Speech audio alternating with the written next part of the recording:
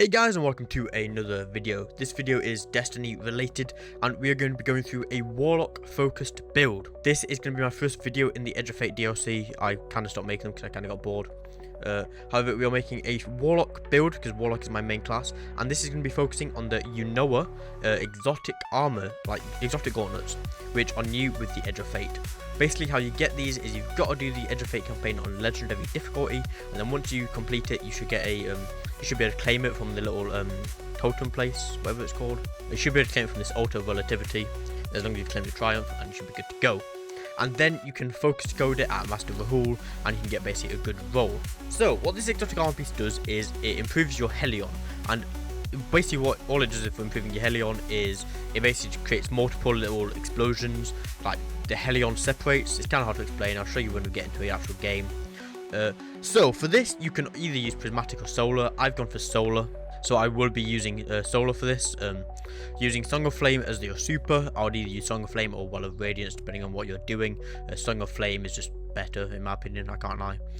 For your class ability, I would recommend Phoenix Dive, just because at least for me it's just the easiest to use. I've gotten so used to using it whenever I switch to a healing rift, it's just a lot harder to pull off, and it's just so much easier just jumping into the air and using Phoenix Dive. Balance Glide is my jump preferred, but you can use whatever you want. We're going to be using Incinerator Snap, which scorch targets, which are important for later on, and Healing Grenade. You can realistically use whatever grenade you want. I just like Healing Grenade for a little bit more survivability. For your aspects, you're going to want Heat Risers and Helion. Obviously Helion for the actual exotic armor to work. The other aspect can be changed around. You can have your Icarus Dash if you want a little bit more movement. However, I like Heat Risers. It's just good for movement. I was doing the Whisper mission the other day and you consumed Heat Risers and was able to skip a bunch of it, so I just love it. I like it. Now for your fragments, you're going to want Ember of Torches, which powered melee attacks against combatants make you and nearby allies radiant, which are going to allow you to stun barrier champions if their barrier goes up, and it's also just going to increase your damage. Ember of Empyrean, solo weapon or ability final blows extend the duration of restoration and radiant effects applied to you. So you proc, you use your melee, proc radiant, and then you can keep it for longer if you use a solo weapon. Now, Ember of Singeing, your class ability recharges faster when you scorch targets. Now, this is very, very important. I'll get to that in a minute. And Ember of Benevolence, applying restoration, cure, or radiant to allies, grant increased grenade, melee, and class ability regeneration for a short duration. So, as you can tell, we're trying to get that class ability back as quickly as possible. So now, as you can see here, we've got our class ability recharges faster when you scorch targets, which our melee is going to scorch targets. So like whenever you melee, you're going to get a bunch of class ability back. Obviously, if you've got like a big group of thralls, for example, you'll get your class ability back basically straight away because it'll one-shot them. And our exotic gun we are going to be using is Polaris Lance. I use this because I don't know if you need a catalyst for it. I don't think so, but precision hits return ammo to the mag. Landing 4 precision hits loads a delayed solar explosive round that scorches targets for your next shot. Once again, you're going to be scorching even more targets with this gun, which means you're going to be getting your class ability back even quicker. I believe if you've got the catalyst for it, it just creates elemental damage explosions, which is actually really powerful. You'll probably see when we get into it. Now, I recently just got Vex, and I would rather use Vex than Polaris if I'm being totally honest. However, Vex can't stun champions, whereas Polaris, you can stun barriers with it. So that's what I'm going for. For your other weapons, you can kind of interchange. Your heavy is definitely interchangeable. I just love Watchful Eye because of the roll I've got on it with Overflow and Surrounded, basically meaning you never have to reload it. I do want to switch it out for maybe something newer, so maybe this Altavia Observation machine gun could be good. Maybe if you've got a good solo weapon you could use as well, could also be an alternative for that.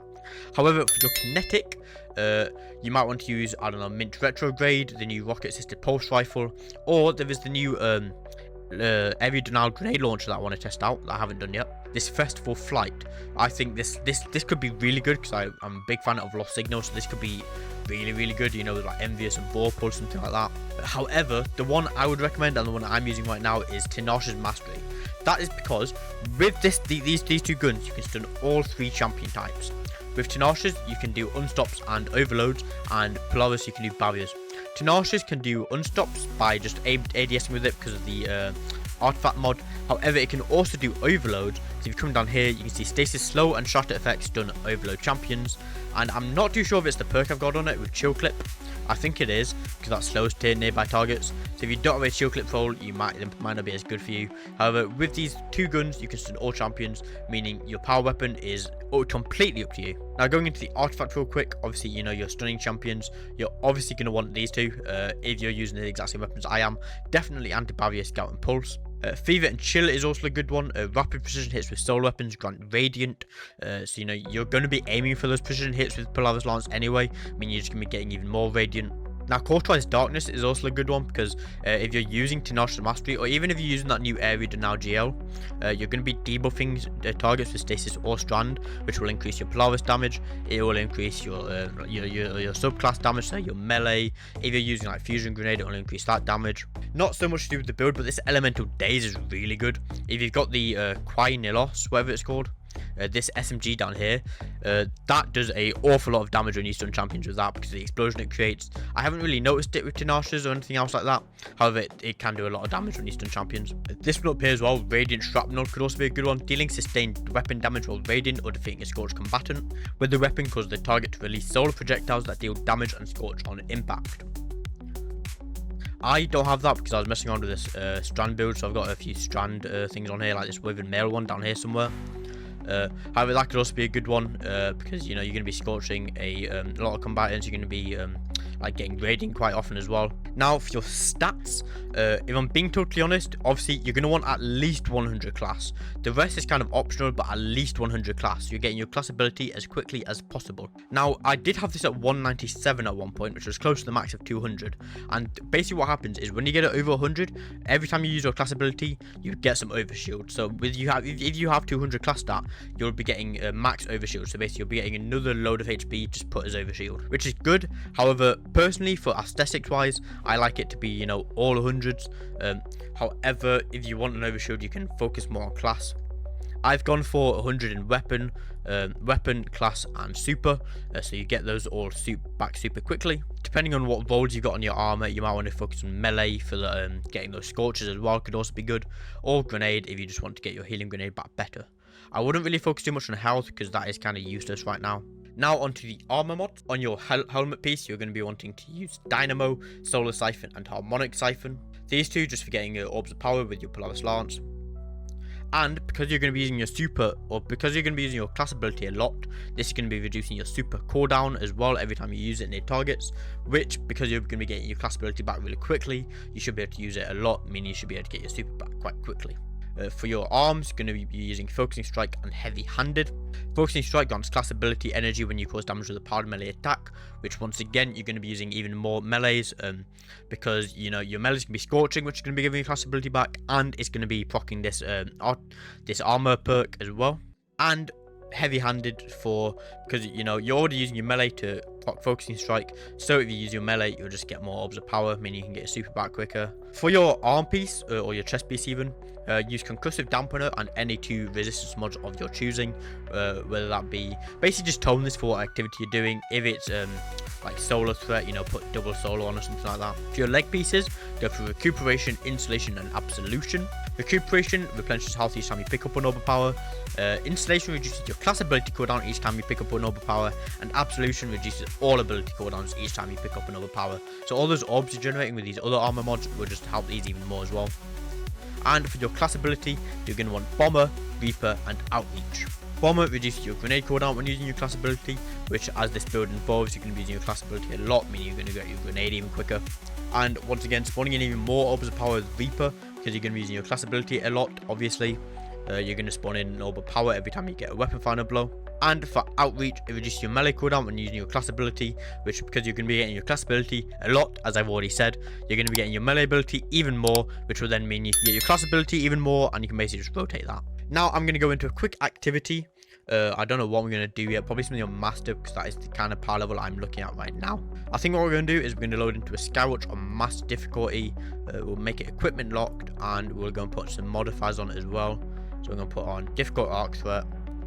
We're going to put that on as well, meaning we can get up to this A rank. So let's go load into this. But real quick as well, I do want to mention that this build is already up on Mobilytics. It has been up since I made it on Mobilytics. So the links to Mobilytics and Dim will be down below in the description, so you can just copy and paste that into your actual game if you want to give this build out a try. If I'm being totally honest, this probably isn't the strongest build in the world. My personal favorite so far is the Strand Titan build. That is an awful lot of fun to use. However, it's still pretty good. It's been the build I've been using because, you know, it can stun a lot of champions. You can basically rarely ever die. It is pretty good if you use it right. So yeah, if I get a headshot here, look, they all die. It's actually insane. See, like, because we're getting our class ability saved back as well, you don't have to save it in case you die. You don't have to save your class ability in case you die, because look, it's already halfway full as well. And I've been standing around for a few seconds.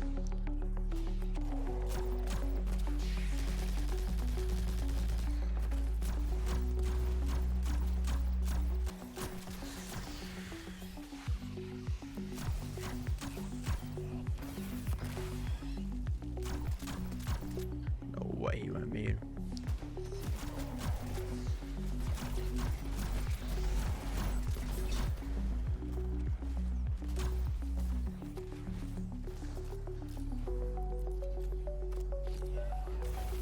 So if you look at Helion as well, you can see it splits into multiple when it already fires one off. That's basically what the exotic armor does, if you didn't know. It's definitely not the best exotic armor. I think Warlock's got done quite dirty with the exotic. I'm not going to lie for this expansion. But, you know, it's not as bad as I thought it would be, if I'm being totally honest. I'm not the biggest fan of scout rifles, just why I just don't like using Polaris, but you can just have to.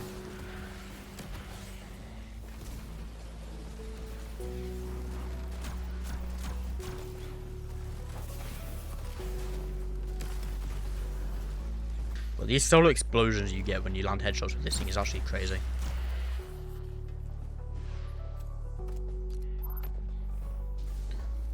This is also probably one of the easiest solo ops, if I'm being totally honest, so it's probably not putting the build too show here. Let's see, we get low, can use class ability. I do have it a little bit over 100, so I do get a tiny little bit of overshield, but it obviously doesn't really make that much of a difference, if I'm being honest. These solar explosions as well, when you land like 4 headshots, I think it is, the solar explosion that gets loaded into the gun is like, it does a lot of damage, especially on like champions or bosses and stuff. This Bushido armor perk as well is actually a godsend. Being able to like get health every time you switch weapons and get killed, or just even reloading a weapon and getting a kill. Like look at it. Actually, don't need it. I'm not low, but it would have healed me that. If you want to improve this build even more as well, Solstice is currently going on right now. And if you get the Solstice armor, I believe the Solstice armor perks is they increase your solar damage, or they do something with solar and like solar weapons and stuff. Not too sure off the top of my head, but like if you've got like a 4 set of that would even improve this build probably even more. So obviously, you know, it is solar focused. Or you could also use Prismatic as well. You may be using exotic Ash now. No. Ignore that. You can't use an exotic class item with this build, but you can use Helion on Prismatic as well. If you want maybe Transcendence or something, could be good. However, I do think pure solar is just better, if I'm being honest.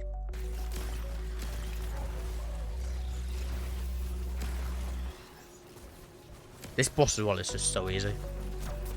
I'm probably getting ready for Grandmaster soon, like Grandmaster difficulty. Like that's not the final boss, by the way. If you've never done this before, just FYI. But this final boss, he looks like he's got immunity phases, but he just doesn't. It's like one pop of your super. I haven't even used my super all yet, and like, he just dies instantly. He's actually really weak. But there you have it. That's this build in action. No, you could definitely take this into Grandmaster. It's just not as good as some of the other builds that are at the minute, like Strand Titan, as I've said. That one's just broken, especially with the glitch at the minute where you can just spam it. However, that is all for this video, guys. Let me know what you think of this build down below in the comments. Once again, the Mobalytics and Dim link is down below in the description, so you can just go and open up them and just transport them into your game for ease of access. A like and a subscribe would be very much appreciated, and I shall see you all in the next one.